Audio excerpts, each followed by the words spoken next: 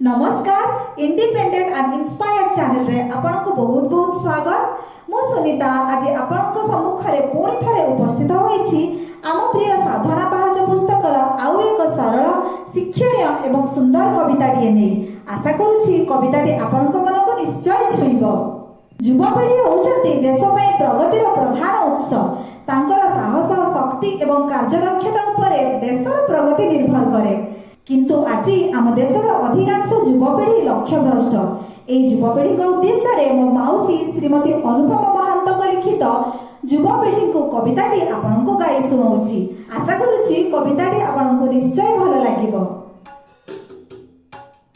आकाश को तब हस्तर मुठी रे बंद करिले बापाई आहे युवपीढ़ी एतिकी साहस तुम छड़ा आउ काही पथ भ्रष्ट आजी पाहुंड तुमर अबाटे जाउछ चाली पूर्व पराक्रम शौर्य साहस जाउछ किया भूली सिरारे तुमर बहु अछि परा पूर्व पुरुषंक लहू आजाद भगत नेताजी सुभाष क्रांतिकारी थिले जेहू पूर्वर उत्साह गला काही हजी दयनीय तुमे आजी राष्ट्रर प्रदीप दीप शिखा सम उठू नाह किया तेजी जेउ वीरंकर उज्जवल ज्योति रे भारत जननी धन्य वीर संतानक अभावरे आजी कोलता पड़िछि शून्य तुमे अट एका क्रांतिर बाहक देशर प्रगति पाई जुगे जुगे जाई छिड़ा होई अछ अन्याय विरुद्धे जाई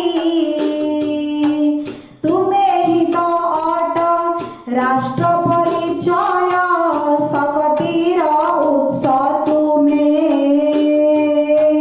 तुम्हारी से जेते असंभव संभविछि मर्त्य भूमे आजी ए बेଳରେ नीरव भावरे आउ तुमे रुह नाही आहे युवपीढ़ी जागी उठा बेगे देश दुनिया पाई युद्ध व्याधिहीन सुनार भारत तुमे ही पारिब गढ़ी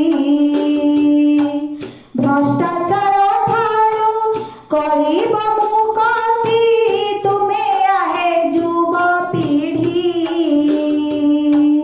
आसीछि समय करिब निर्वाह कठिन कर्तव्य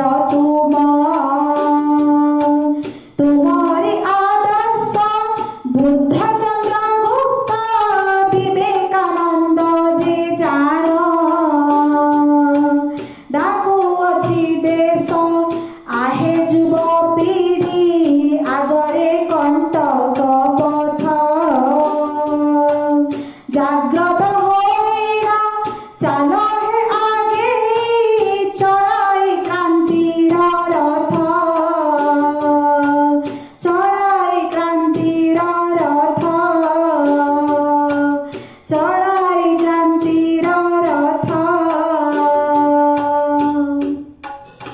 आशा करूछि कविताटी आपनको निश्चय भल लागिथिबो एवं बहुत किछि शिखिबाकू मिलिथिबो। तेबे